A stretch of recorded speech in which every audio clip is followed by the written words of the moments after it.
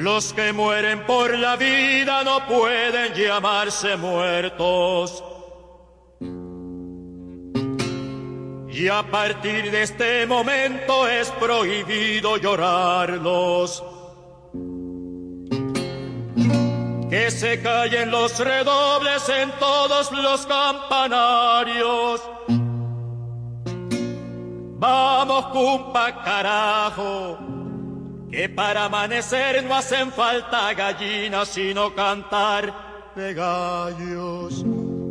Ellos no serán bandera para abrazarnos con ella, y el que no la pueda alzar, que abandone la pelea. No es tiempo de recular ni de vivir de leyendas.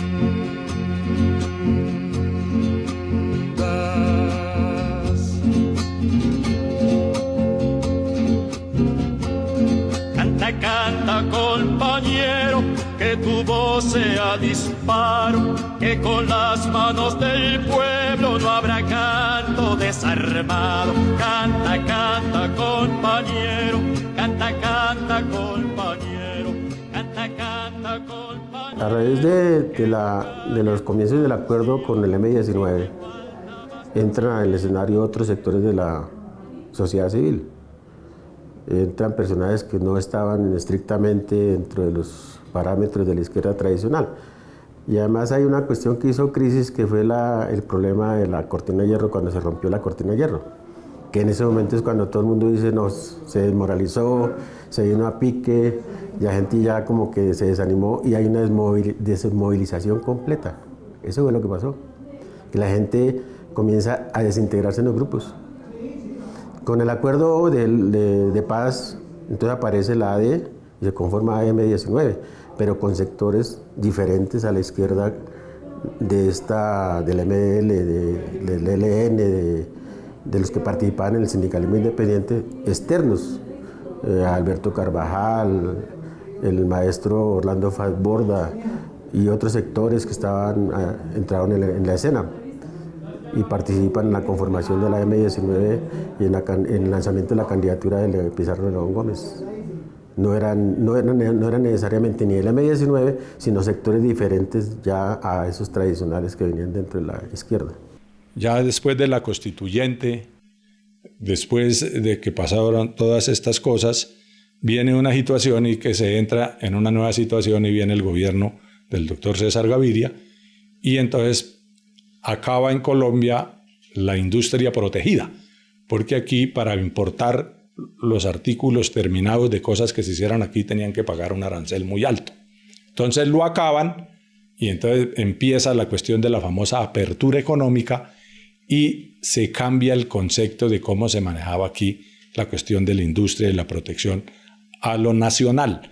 Y eso genera obviamente una nueva arremetida contra los trabajadores, porque entonces a la famosa apertura económica se vienen unas reformas laborales, toda una serie de reformas que llamaron flexibilización de las relaciones laborales. En 1990, el gobierno nacional determinó que las telecomunicaciones había que privatizarlas. En otras palabras, regalárselas al capital privado transnacional. Eso lo dijo Virgilio Barco, presidente de Colombia saliente, y también lo dijo César Gaviria Trujillo, presidente que asumía el poder. El 7 de agosto de ese año, el presidente César Gaviria, en su discurso inaugural, dijo que iba a entregar las telecomunicaciones a manos del sector privado. Los trabajadores de Telecom, que en ese momento hacíamos parte de la Asociación de Técnicos y Profesionales de Telecom y de SIC Telecom, sindicato de base para ese momento, adelantamos una cantidad de luchas en defensa de los intereses del patrimonio nacional encarnado en Telecom. Por eso en el año de 1990 hicimos nuestra primer ejercicio fuerte de un paro de 28 o 30 horas que hicimos, donde pudimos demostrarnos a sí mismos que éramos capaces de hacer una lucha de más aliento en defensa del patrimonio público. Sin embargo, seguimos con las discusiones con el gobierno, entregando una documentación muy fuerte en donde demostramos que Telecom Era una empresa sumamente viable, con mucho más futuro que presente, que técnicamente era la mejor empresa de Latinoamérica y una de las mejores del mundo, y por lo tanto no debería privatizarse. El 21 de abril del año 1992 el gobierno nacional determina que hay que privatizar de Telecom, a pesar de que veníamos en diálogos permanentes. Privatizar Telecom o venderla, que también es privatizar, era algo monstruoso. ¿Por qué? Porque entregaban a Telecom y 16 teleasociadas, empresas municipales de teléfonos que le pertenecían a Telecom, tenían el nombre de teleasociadas porque era el municipio y Telecom asociados, y el mayor propietario de esas empresas era Telecom. Asimismo, el mayor propietario en un 98% de la empresa de televisión para ese momento en revisión era propiedad de Telecom. Por eso los trabajadores nos fuimos a una huelga el 22 de abril y logramos llegar a un acuerdo con el gobierno nacional donde se impide la venta de Telecom. Sin embargo, mantuvieron su propósito y a pesar del acuerdo, nos vimos forzados a adelantar en toda la década del 90 cantidad de movilizaciones regionales, locales, nacionales. Ese paro de 1992 determina que los trabajadores que dirigimos ese movimiento nos fuéramos para la cárcel en el año de 1993. Ahí tuvimos el apoyo de organizaciones sindicales y de nuestros trabajadores, básicamente de Telecom. Y logramos salir airosos con la defensa de Eduardo Umaña Mendoza y mantuvimos nuestra lucha por toda la década del 90, periodo en el cual no se pudo vender la empresa nacional de telecomunicaciones, ni las teleasociadas, ni Inravisión. Los 3 primeros años de la década del 90 se constituyen en el mayor auge neoliberal en el país. Se dicta la Ley 10 del 90 que determina la descentralización del sector salud, pero igualmente se dicta la Ley 50 que elimina los festivos, los dominicales, la retroactividad de las cesantías, crean los fondos privados de cesantías y simultáneamente se despide la Ley 60 que cambia las competencias y recursos. No se había desarrollado la Ley 10 cuando ya se dicta la Ley 60 y simultáneamente al tiempo que se discute la Ley 60 se expide la Ley 100 que ya le entrega a los privados, a los particulares, los recursos de la salud. Es decir, que se cambia totalmente la naturaleza de la salud, se la cambian totalmente la dirección de las competencias y los recursos de la salud y de la educación incluso, se crea el Sistema General de Participaciones y esto genera una gran conflictividad en todo el territorio colombiano. En esa época también se hacen los mayores esfuerzos por la unidad de los trabajadores de la salud y es así como en el año 1993 se liquida Fentrasalud y la mayoría de los sindicatos nos fusionamos en ANTOC, excepto algunos sindicatos que se quedan del proceso. Dentro de esos sindicatos que quedan del proceso fundamentalmente están los gremios, está el sindicato del Seguro Social, y está Sindes, que estando cerca de Fentrasalud nunca dieron el paso hacia la fusión en el gran sindicato de industria y por eso tampoco se dio el paso a lo que se había planteado, que era la gran huelga general de los trabajadores de la salud y la seguridad social en Colombia. En la década de los 90, durante la presidencia del presidente Gaviria, el magisterio colombiano preparó un proyecto de ley que presentó al Congreso de la República y logró sacarlo adelante como producto del fortalecimiento y desarrollo en su momento del movimiento pedagógico que logró, digamos, contribuir con aportes sustanciales y fundamentales para sacar adelante la Ley General de la Educación, Ley 115 de 1994, y que es única experiencia en América Latina. En ningún país de América Latina el movimiento sindical logró concertar con los gobiernos una Ley General de la Educación como políticas públicas que contribuyan a avanzar en el mejoramiento de la calidad de la educación, pero ante todo avanzar en la educación pública como un derecho fundamental. Y seguido, durante el presidente Samper, el próximo gobierno, se logra avanzar en el mejoramiento salarial, un incremento de 3.8 durante 3 años, adicional al incremento general de todos los empleos públicos. Se logra la prima de vacación equivalente al 50% de acuerdo al grado en el escalafón de cada docente, y adicionalmente es importante que el magisterio conozca que en esa negociación con el presidente Samper se logró incorporar a la planta de personal de manera definitiva 20.000 docentes a nivel nacional que venían por contratos. La idea del 80 era crear FENACIBANCOL para a través de él llegar al sindicato de industria.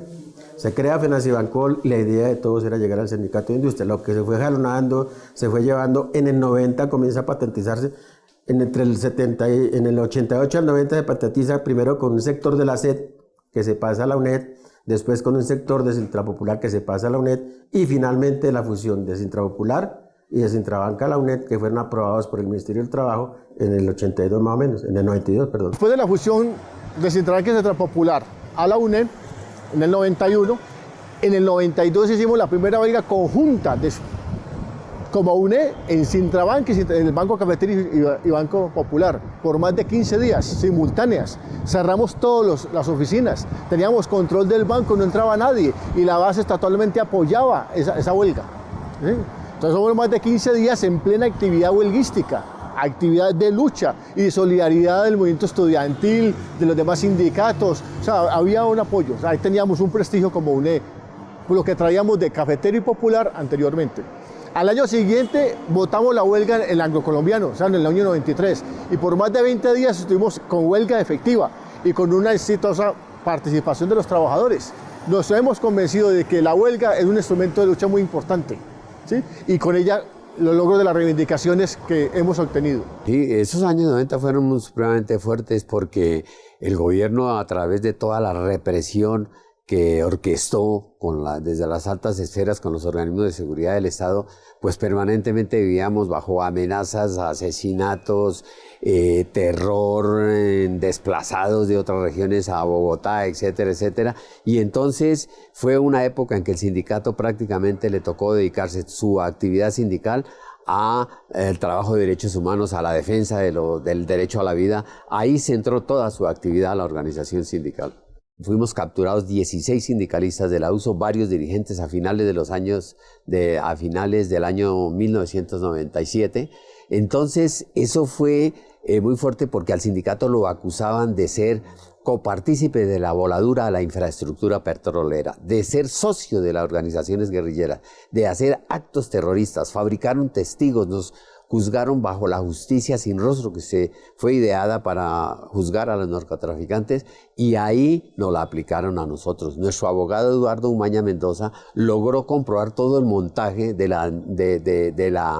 la justicia sin rostro, de la fiscalía y de la inteligencia militar, y logró probar que Ecopetrol era partícipe de todo ese montaje. Sin embargo, al doctor Eduardo Umaña lo asesinan 1 año y medio después, y fue muy duro, y además hay que denunciar, ha permanecido ese crimen en la impunidad, y Ecopetrol, la alta administración de la empresa en ese momento, fue copartícipe, él mismo lo denunció, de su asesinato. Luego llega Samper, allí con su propuesta de salto social, entonces llamando al sindicalismo a concertar, al diálogo social, ¿sí? Entonces minimizaron la lucha social y la lucha sindical como el instrumento fundamental, ¿sí? Pero ahí a la vez estaban dando las privatizaciones y liquidaciones del sector estatal. Y se viene una oleada de luchas estatales muy importantes, del 97 y 98 hasta el 99, para resistir esa política neoliberal y la privatización y liquidación del sector estatal. Esas luchas nos dieron, digamos, una experiencia fenomenal en la calle. Anto participó dinámicamente en el paro en 1997, salió a la calle, se movilizó, salió a las carreteras con los trabajadores de los demás sectores. Duramos en el paro de los 56 días, 57 días que duró el paro nacional estatal en todo el territorio colombiano, hasta que finalmente se firmó el acuerdo con el gobierno nacional, del cual participamos directamente en la firma del acuerdo.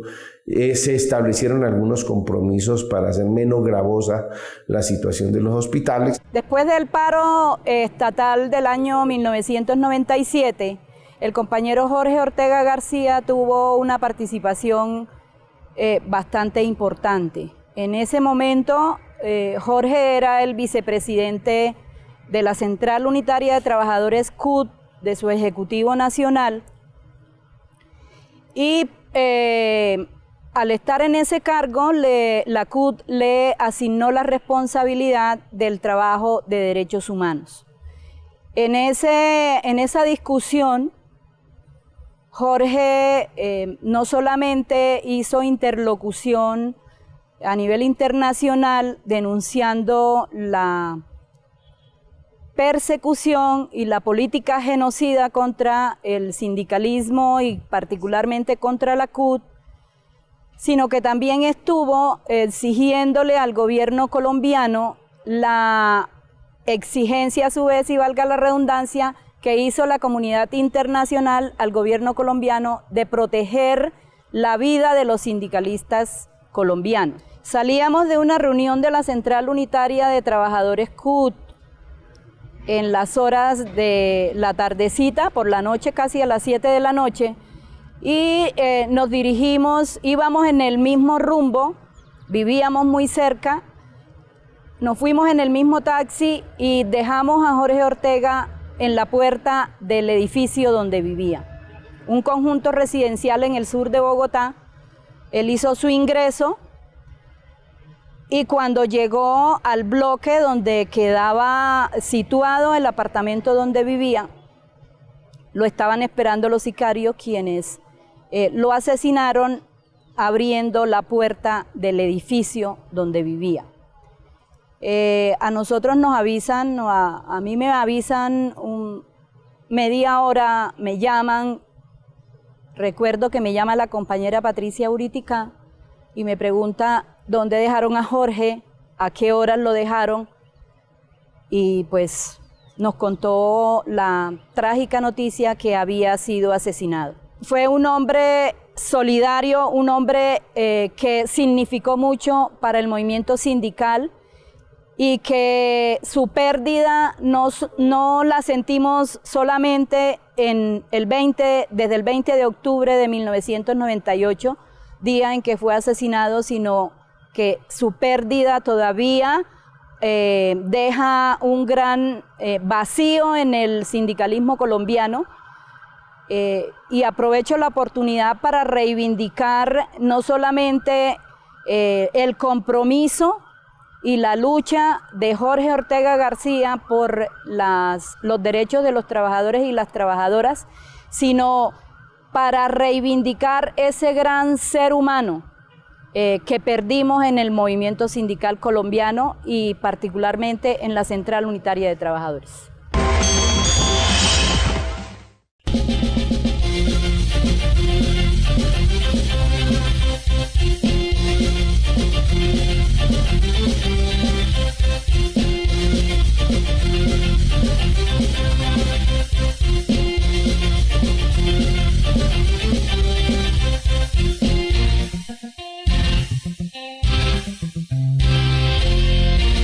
Contacto Social, el informativo de los trabajadores.